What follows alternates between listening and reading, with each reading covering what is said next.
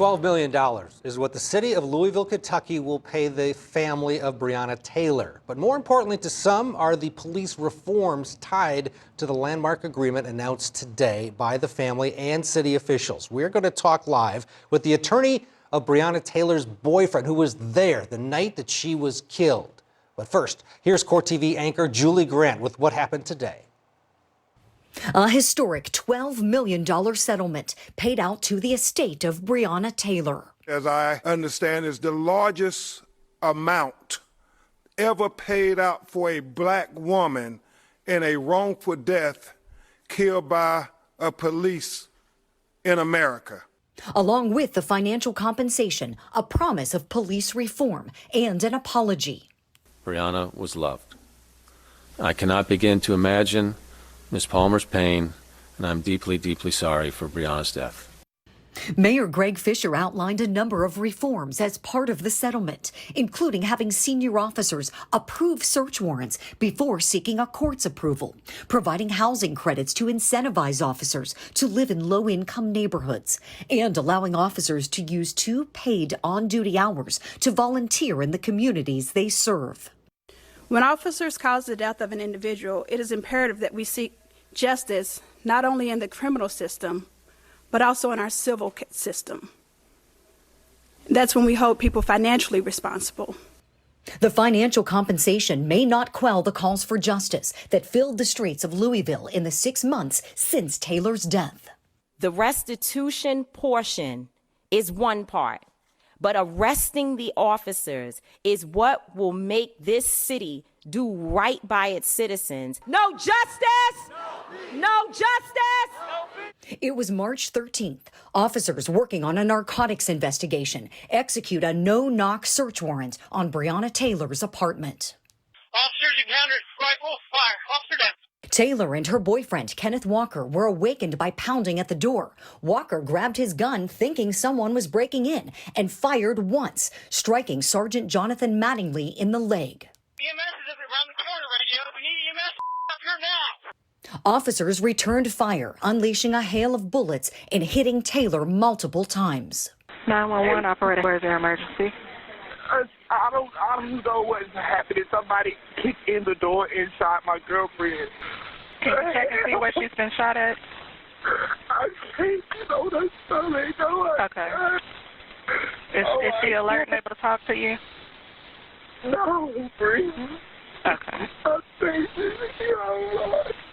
This video, obtained by Court TV, captures an emotional Kenneth Walker just moments after his girlfriend was shot to death by police.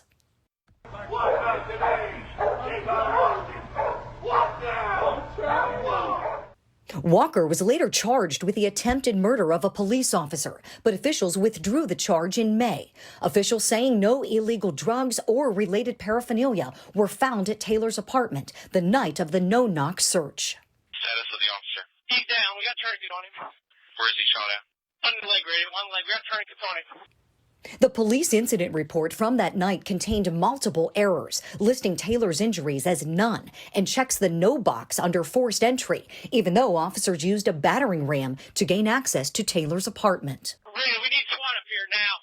The 3 officers involved in the shooting, Brett Hankinson, Miles Cosgrove, and Jonathan Mattingly, are listed as offenders on the incident report. But the narrative of what happened on March 13th is blank. And crucially, there was no body camera footage of the raid. Taylor's mother filed a civil lawsuit against the 3 officers involved, claiming the raid at Taylor's home was connected to a gentrification project. The suit alleging the police were helping a real estate developer take possession of a house belonging to Taylor's ex-boyfriend, an accused drug dealer authorities were primarily after the night of the raid on Taylor's apartment. The reforms are evidence that the city, unfortunately, its police department, has been exposed for some corruption that exists within the department. Today, what we did here was to do what we could do to bring a little bit of police reform, and it's just a start, but we finished the first mile in a marathon, and we got a lot more miles to go. It's time to move forward with the criminal charges because she deserves that and much more. Her beautiful spirit and personality is working through all of us on the ground. So please continue to say her name, BREONNA TAYLOR. An emotional day all around. Kentucky Attorney General Daniel Cameron took over this case in May. He will ultimately make the decision whether to bring charges against the officers. Now, joining us live from Louisville, Kentucky, the attorney representing Kenneth Walker, Frederick Moore. Kenneth Walker is the boyfriend of BREONNA TAYLOR, was there when she was shot, was in the apartment. I want to start with your client. I know that he has suffered some survivor's guilt. How is he doing? It's tough for him right now, obviously. You heard the 911 call. You heard the trauma that he experienced that night. Within a 15-minute period, he went from lying in his bed in one of the safest places that we all think we could be, watching a movie, his girlfriend sleeping next to him, to him holding her in his arms, screaming for help. She's bleeding to death, coughing up blood. That's after he'd been shot at over 30 times. And then after that, as you heard, the police department, knowing what they knew, that he didn't know that officers were at the door, were beating at the door, that, it's an apartment complex, 12 witnesses who live in those apartment complexes. None of them heard the police officers announce themselves. Knowing all of that, less than 2 hours later, he had been charged and put in jail. So, I mean, he's trying his best to get through it, but you can imagine how tough it is. Do you think if there wasn't such a public outcry, your client would still be in jail facing the attempted murder of a police officer? Absolutely. Look, I was a public defender here in town for 5 years, so I've represented thousands of people in the criminal justice system in Louisville, and I know how the system works. What happened in this case was that it was essentially a cover-up. They charged Kennedy to cover up their criminally negligent acts and how they executed that search warrant. And, it was, a collection of events that happened. This COVID thing that has slowed life down and allowed people to be exposed to things that they may not necessarily have ordinarily been exposed to. The unfortunate murder of Mr. Floyd, the murder of Mr. Arbery, all of those together sort of built the perfect storm to show what happened, the corruption that happened in this case. The mayor today said that today's settlement was not an admission of guilt. What's your take on this? Wasn't this? Absolutely it is. Look, you've covered these cases. We know that when cases settle this quick and for that large amount of money, it absolutely is an admission of guilt. What it is that the city knows how much of a catastrophe that was that night, right? How badly the police officers messed up. I'm relieved for BREONNA's family.